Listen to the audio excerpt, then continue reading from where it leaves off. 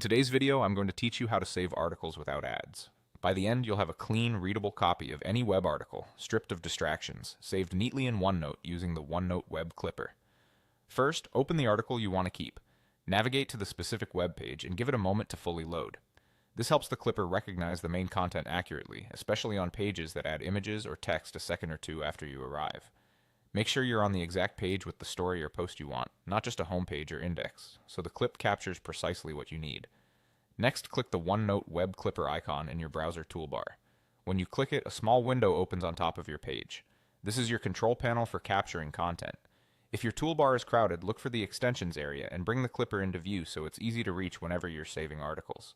In the Clipper window, select the option labeled Article. This is the key to removing ads, navigation menus, sidebars, and other page noise automatically. Article mode focuses on the headline, the body text, and any images that belong to the story itself. You'll see a tidy preview that looks like a reading view. Clean margins, consistent text, and no distracting elements. If the preview shows exactly what you want, you're already most of the way there. Now take a moment in the preview to edit and save. This part is optional but powerful. Use the highlighting tool to mark key points so they stand out the next time you open the note.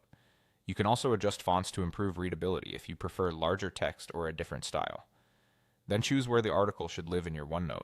Pick the notebook and the section that make the most sense for your workflow. Keeping similar articles together makes them easier to find later. Once everything looks right, click Clip. The Clipper will send your cleaned up article straight to OneNote, preserving the formatting you see in the preview. That's it, you've created an ad-free, distraction-free version of the article and saved it where you can revisit it anytime.